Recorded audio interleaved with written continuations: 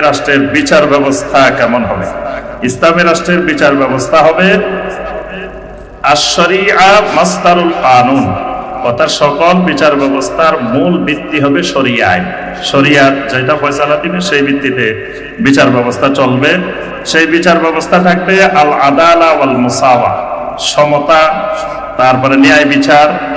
সেখানে যে কোনো নাগরিক, মুসলিম অমুসলিম নির্বিশেষে সবাই সেই বিচার ব্যবস্থায় সমান অধিকার পাবে, সমান সুযোগ সুবিধা পাবে।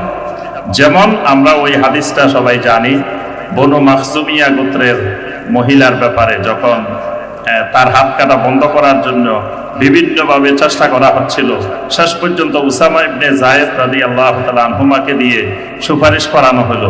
তখন নবী সাল্লাল্লাহু আলাইহি ওয়াসাল্লাম রাগান্বিত হয়ে বললেন, আতাশফাউ ফি হাদ্দিম মিন হুদুদিল্লাহ, যে তুমি কি আল্লাহর হুদুদের ব্যাপারে আমার কাছে সুপারিশ করছো?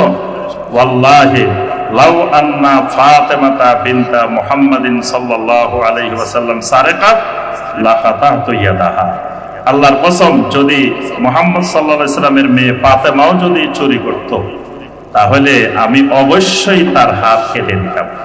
এটাই হবে ইসলামী রাষ্ট্রের বিচার ব্যবস্থার নীতিমালা। নিজের মেয়ে হইলেও নিজের ছেলে হইলেও আইন সবার জন্য সমভাবে প্রযোজ্য হবে।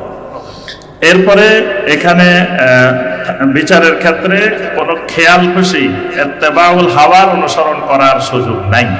যেমন আল্লাহ পাক দাউদ আলাইহিস সালামকে বলছিলেন, ইয়া দাউদ ইন্না জাআলনাকা খলিফাতান ফিল আরদি ওয়ালা তাত্তাবিউ আহওয়াহুম, আল্লাহ বলছে খবরদার তাদের প্রবৃত্তির কোনো অনুসরণ আপনি করবেন না। তো এই জন্য এখানে কোনো প্রবৃত্তির অনুসরণের সুযোগ নাই। আর বিচার ব্যবস্থাটা হবে একটা আমানত।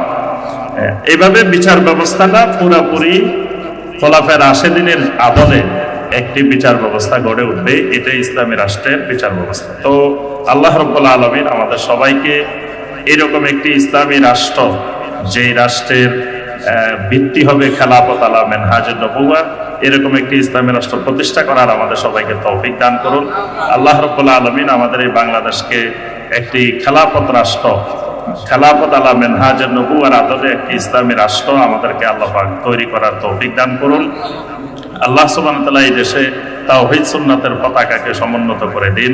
আল্লাহ রাব্বুল আলামিন আমাদের সবাইকে ঐক্যবদ্ধভাবে বিশুদ্ধ আকীদা এবং মানহাজের ব্যাপারে কাজ করার আল্লাহ পাক তৌফিক দান করুন।